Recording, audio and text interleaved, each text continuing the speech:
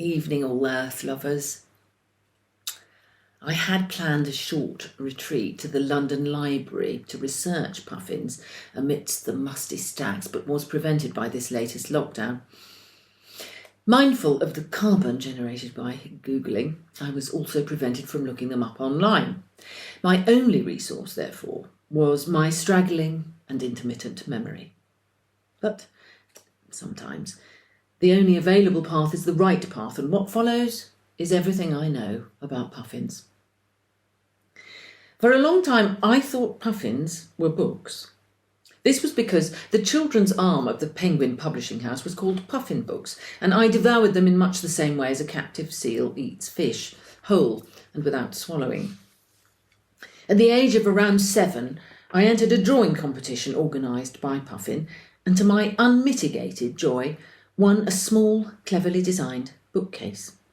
I think it was around then that I realised the puffin was in fact a small, cleverly designed bird, and duly joined the ranks of its obsessive and devoted fans.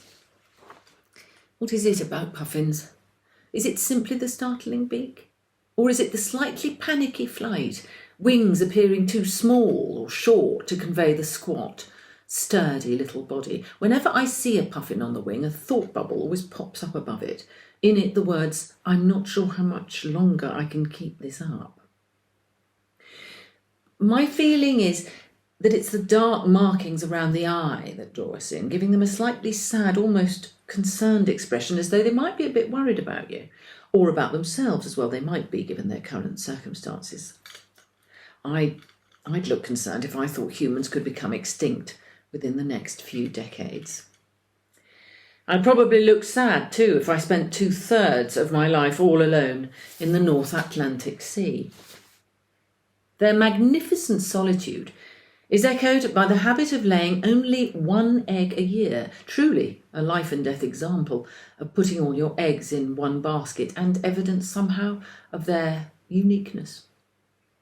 The baby in the egg is called a puffling, which is almost too much. In winter, their bright beaks go monochrome, appearing a change of mood, so that during the dark, cold months, in addition to looking concerned, they also look slightly depressed.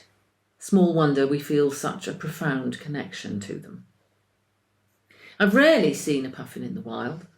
Once, about 30 years ago, my mother and I were invited to take a trip up the Inside Passage of Alaska on a small cruise ship that insisted it was eco-friendly, but probably wasn't.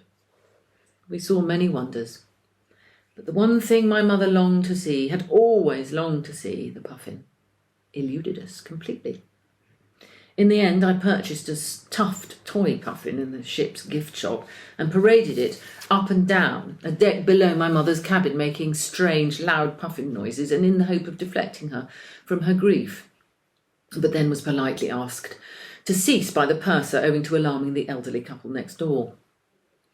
The first time I ever saw a puffin was in 2014 on a Greenpeace expedition to the Arctic. 80 degrees north we were, talking to scientists and locals about the death of the glaciers, the acidification of oceans, the arrival of plastic microbeads in the intestines of the fish and mammals of that ineffably beautiful and delicate place. Our Greenpeace companions would discuss their fears and hopes for a dying planet, and these talks could get depressive and dark as we faced some of the awful truths about what havoc our species has wreaked. But I'll never forget, in the middle of one such discussion, a puffin suddenly flew by. Instantly, every ferocious, tattooed, determined, tough sea person leapt to their feet and ran around the ship's decks in pursuit of the precious sight, pointing and shouting, "Puffin! Puffin! Puffin!" Nothing, not even polar bears, induced such a joyful, childlike reaction. I don't want to dwell on their decline. Recently, owing to extreme weather, 27,000 were found washed up along coastal areas, the main cause of death apparently starvation. Having presided Over the greatest mass extinction of species since the birth of the planet, it seems impossible to overstate the need to do something, and do it we shall. So, here's a promise to the puffin from a very bad poet.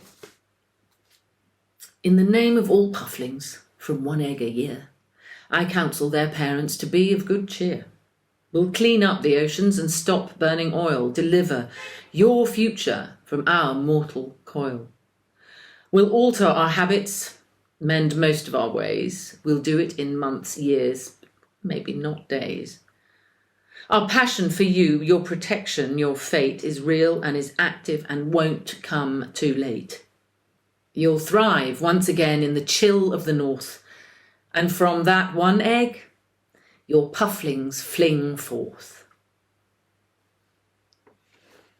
Thanks for coming. Lots of love.